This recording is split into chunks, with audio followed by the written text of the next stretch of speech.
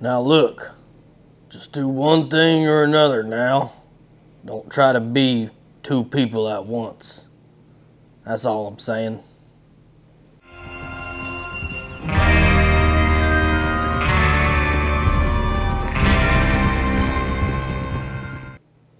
It's hard to believe, but Red Dead Redemption 2 has been out now for 6 years. Wow. Unbelievable. And it still holds up incredibly well. Is it the greatest game I've ever played? I'm not quite sure. I did just finish it last night, so I'm still kind of digesting everything. But that's why I wanted to make this video right now, why it's fresh, hot out of the oven. Did it live up to the hype? That's what we're going to discuss today, because I just beat Red Dead Redemption 2 in 2024 and it was fantastic. There was so much expectations going into this game before I played it. I've heard all the praise. I've heard all the stories about Arthur Morgan. While avoiding most of the spoilers, I did pick up on some things, as I heard more and more people talk about it over the years. But for the most part, I went into this game with a clean slate, not knowing too much. And I'm very happy I did that, because I think that's the best way to approach a game like this. There's so many layers to this game, and I'm so impressed with so many different things. So today we're going to break down, have a little discussion with my thoughts on the game, and I will be spoiling the game. Welcome. Thanks for joining us. Make sure you give this video a like, consider subscribing to the channel, and most importantly, comment down below. I would like to hear your experience with Red Dead Redemption 2. With all that out of the way, let's get started. Where do you begin with a game so big, so grand in stature and size, and personality and character? Where do you begin with a game that has already had everything said about it? What can I really bring to the table that hasn't been said before? Well, I don't know if there is really anything I can bring to the table, but what I can do is give you my experience as someone has looked at this game from afar, heard all the praise, and beat it 6 years later after release, and give you my initial thoughts, my reaction to the ending, where it kind of ranks all time for me. Because this is one of the best games I've ever played, hands down. All the hype is real, and I think what makes it stand out, even against other great Rockstar titles, is all the random things that just occur throughout the day and the night in the game. I think the stuff with the NPCs in this game, I've never seen anything like it. It is a living, breathing world all around you. And the random encounters you come across while playing the game, I think, is its strong suit. It is one of the strongest aspects of the game, and one of the funnest parts of the game, because you never really know what you're going to be getting into. I mean, you'll be sitting there riding on your horse, hearing someone screaming in the woods. You have no clue what's going on. I pull off, go see what's going on, or jump off my horse, pull over to my horse, run into the woods, and it's a guy being mauled by a mountain lion. I remember shooting the mountain lion. I didn't get there in time, unfortunately. The guy's like bleeding out. There's nothing I could do, so I just gave him some whiskey.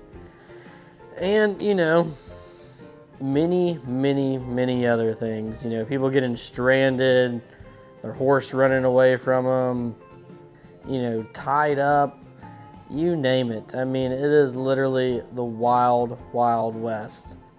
It is one of the most interesting parts of this game, because even in like Grand Theft Auto 4, 5, San Andreas, Vice City, all fantastic open worlds and games by Rockstar, but it didn't feel like, it felt like some of the things that happened in that game were mostly scripted, This game feels more living and breathing and kind of fleshed out and a lot more dense of an experience in those games. Even with the stuff you can do, the customization, the different shops you can go into, even like St. Denis or whatever it's called, that's basically New Orleans, really has that feel of New Orleans. Like, if you've been to the French Quarter, if you've walked those streets, those cobblestone streets, you know that feeling. You see the moss and the architecture and everything. It is just spot on. It is fantastic. And not to mention the accents and the culture of that part of Louisiana. It just feels so real and it's so captivating. Yeah, they say that's gonna happen. It ain't happened yet. Let me tell you something. The rest of the states, they lucky to have us. If it wasn't for us, they'd probably have run back to Britain with the tails between their legs at the first sign of trouble. You got that right. Now, how can I help? You look like a whiskey man. Sure. And really sucks you in and makes you feel like you are living during that time, during the Wild West, with cowboys and Indians and outlaws, and it's just fantastic. Another aspect of the game that is incredible is the story, obviously, and it's really Arthur that make the game, the personalities you get to know. Just trying to be friendly.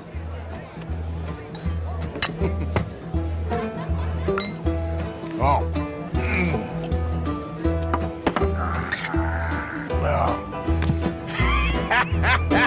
That's great, partner. Lenny, where are you? With Dutch. Every last one of us. But I kept us together. Kept us alive. Kept the nooses off our neck. I guess I'm just worried. I ain't got that long, Dutch. I want folks safe before I go. Me too. And John. I don't see no way out of any of this. What about loyalty? That's long been broken. And what are you gonna do? I gotta see this through. Try and make some of it right. And Micah.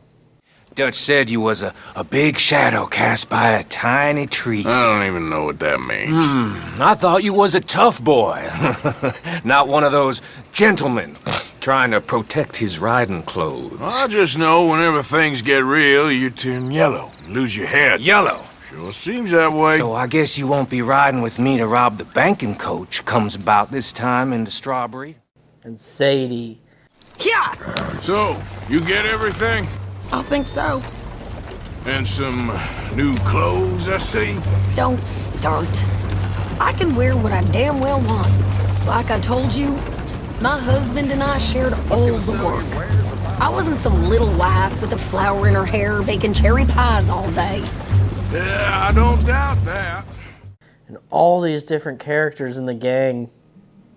And all these people you go on missions with. And the blood, the sweat, and the tears, and the time, and the effort you put in with these people, you really start to develop those relationships, and you really start to grow a bond and have your favorite characters like Lenny. And, you know, when stuff happens to them, when they die, when they get shot, you feel that pain, you feel that loss for the gang. And I think that's such a intriguing part of the game because it makes you emotionally invested with these characters, which is often hard to do in most games, you know. I think a lot of games try, but they don't necessarily grab a hold of you and make you truly care about these characters like they do in Red Dead Redemption 2. I think it's one of the best examples and best cases for a great cast adapting and growing with you and evolving and bringing the story to life. Now, the game is not perfect, and I'll be the first to admit that.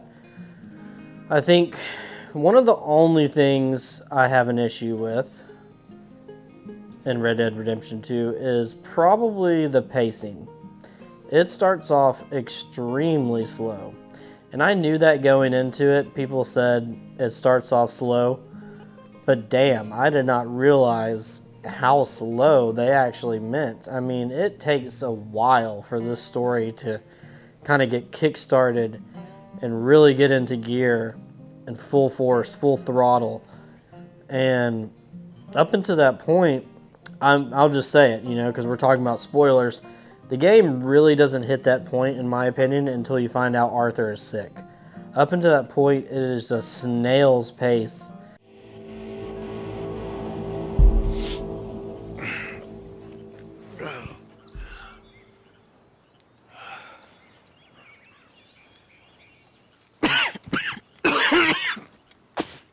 And just a grind of ride here, shoot these people, ride back, ride here, shoot these people, ride back.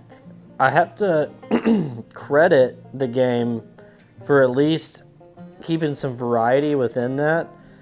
Where you might be robbing a train, or you go to a bank, or have this interaction, or go to the swamp, feed this guy to the gators. There's enough variety in the gameplay where it keeps things interesting. And I think the side missions and the random stuff you come across during the game is supposed to kind of fill in those holes during the slow part of the game. That's the part of the game where you're exploring, you're upgrading gear, you're buying new clothes, you're going to different places on the map that you see that you're interested in. So I think they're kind of encouraging you to get out there and explore and not just try to beeline through the game, which I was kind of like 50-50 with that. The way I kind of approach side missions is if it was in a convenient area where I'm around it or close to where I can start a side mission or go check something out, I would do it. But I wouldn't necessarily go out of my way to engage in a side mission or go to a certain part of a map. Now, maybe I should have done more of that, but that's kind of like one of the downsides of being a YouTuber, unfortunately, is I can't spend 80 hours in a game, 40, 50 hours is a big commitment to me. It basically took me a month and a half, almost 2 months to get through this game. And it was pretty much the only thing I was playing outside of a few shorter indie games. But if I had to kind of nitpick and kind of like say one thing I didn't like about the game, it was how slow it started.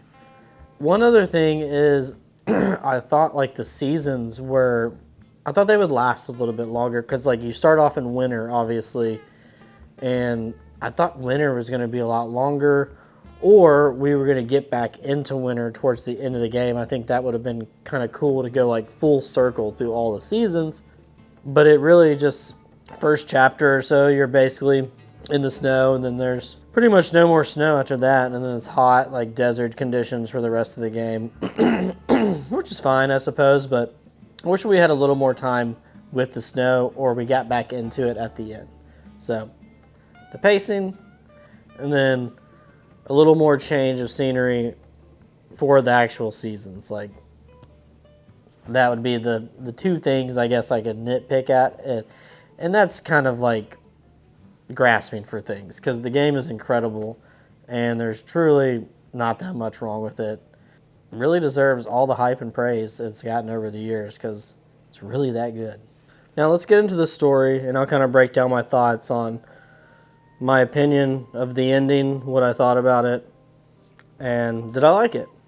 So first and foremost, I did enjoy the story. I thought it was really good with Dutch, especially when you got into the sections where you're working with the Indian chief, Rainfall, I think it was his name, or so. I don't know. There's so many names to remember in this game. I really enjoyed those sections. I thought one of the most fun just moments of the game is when you're riding in a pack like of horses going into battle. I just thought that was so badass. When you're rolling with your crew, you're all in like unison, and you really roll in there like cowboys and Indians. Like, it doesn't get any more classic than that. And the gameplay is just super solid, so much fun to go through these different missions. And I did like the aspect of how you're like these bandits on the run. Obviously your leader's Dutch, and he's bringing this group along. And as time goes on, you kind of see Dutch slipping a little bit, you know, changing a little bit.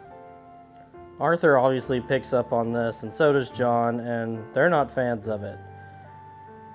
You know, this group, this gang, they were outlaws, they were shitheads, they were bastards, but they did have a code, they did have honor in what they were doing. And Dutch seems to lose that honor and that creed, that value, those morals as the game goes on, and really kind of started to turn into a douchebag, not gonna lie. And Arthur picked up on it, he wasn't having it, and things came to an end, you know, a clash. I did like the direction the story was going, but I thought there was going to be more there at the end. I thought there was going to be this big epic build-up where Dutch and Arthur go at it, and that doesn't really happen. We don't get a lot of closure with that at the end. I honestly thought Arthur was going to die from the disease he got and his illness. And I thought his last days were him be getting old and sick, or that would take him out somehow. But he ended up sacrificing himself basically for John to get away and go live that quiet life with his family and his kid and a fresh start. And he told him to do that as they were coming to the end of the game. And he's like, when the time comes, you need to go. Like, don't argue with me. Don't do this, don't do that. Just go. And that's what it came down to. And I do respect that out of Arthur. It's very noble. But, man, to go out on the hands of Micah just really pissed me off. And then the way he walked away like Johnny Depp or some shit, he looked like Captain Jack Sparrow. It was, I just couldn't believe that he was the one that took him out. It really didn't sit well with me. And Dutch, that little snake in the grass, just takes off. I don't know. I mean, I'm not saying I always need like the happy ending. And I like that they took a different approach with it. But, man, it really bummed me out to see him go out on the hands of Micah. It just didn't sit well with me. And I was kind of just sitting there in awe and shock. But, you know, I guess that's what they were going for. And then you get the epilogue. All honesty, I'm still playing through the epilogue. But I just wanted to talk about the main story with Arthur Morgan. He's the star of the show. He's the GOAT. And man, I really appreciate him as a character, as a protagonist. He's one of the greatest of all times, and will go down as one of my favorite of all time. So I'm glad that I finally got to play this game. I don't even know what really encouraged me to fire it up, because it was kind of random, wasn't on my schedule. I was actually supposed to play like Jedi Survivor, which I've been pushing off for whatever reason, but I'm happy I put this one on the list. And I think that's because like I want to do a lot more lists of, you know, the greatest games of all time, or my favorite games I've ever played, this and that, top protagonists. And I can't really make those lists or tell those stories without this game being on it. That's how I truly felt. So I'm glad that I saddled up, got on the horse, and went on this adventure with Arthur Morgan, because it's one of the greatest adventures and greatest stories you'll ever experience. So, but to those that have rode with Arthur and the rest of the gang, man, what a journey, guys. What a journey. So happy to go on it. Make sure you give this video a like. I hope you enjoyed my little breakdown of Red Dead Redemption 2. My little outfit here. My little tribute to Arthur Morgan, the greatest cowboy to ever live. Thanks for tuning in. Comment down below. Consider subscribing. And I'll see you guys next time. Stay blessed, my friends. Yeehaw!